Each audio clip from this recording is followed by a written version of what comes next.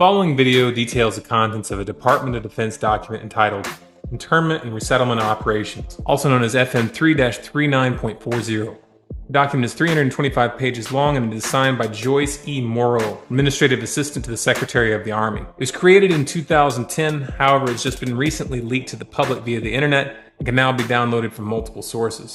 In the description below, you'll find a download link for the document. I strongly encourage you to download it yourself and to verify everything that's being said here. The document outlines military procedures for internment and resettlement of civilians, and it describes the layout and the administration of these internment camps. It clearly states on page 38 that it applies within U.S. territory, and it specifically addresses the detainment of U.S. citizens, as is indicated by the identification procedures for new prisoners on page 146, which states that social security numbers are to be recorded alongside their photograph and fingerprints.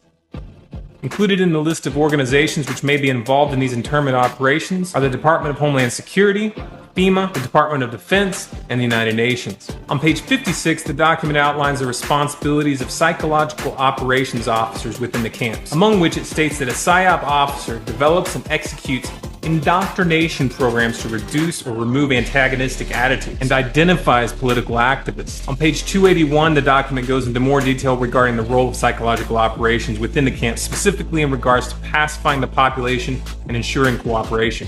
On page 238, it gives the conditions for the use of deadly force in such camps. Among the justifications for lethal force, it includes to terminate an active escape attempt. That point right there should make it clear that these camps are not benevolent disaster relief type facilities.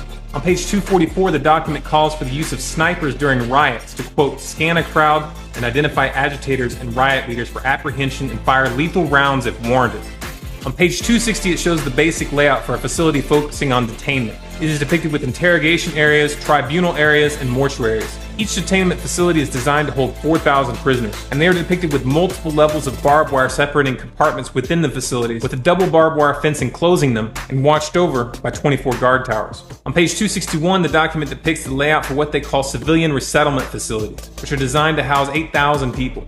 Though it uses the word resettlement, the plans show multiple levels of barbed wire dividing the sections of the facility, with double barbed wire fencing on the outside, as well as 16 guard towers.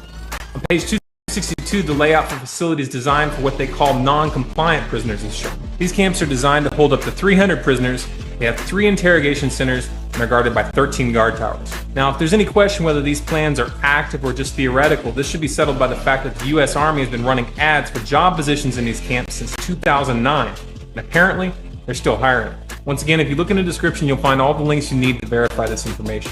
It's important to note here that this document was created in 2010, which was under the Obama administration. And it predates the NDAA of 2012, which authorized military detainment of U.S. citizens. This clearly shows a long-term agenda at work. If you believe that this is important information for people to know about, then please share this video with as many people as you can. Share it on Facebook and on Twitter. Send it in emails to friends and family. Especially send it to anyone you know within the police and military. A smart strategy would be to download the PDF yourself and email it to people as an attachment with a link to this video so that they know how to navigate the document. If you want more content like this, be sure to subscribe to this channel, Storm Clouds Gathering on YouTube. For bonus content, follow us on Facebook, facebook.com/Storm Clouds Gathering, on Twitter at Collapse Updates, and our website, stormcloudsgathering.com.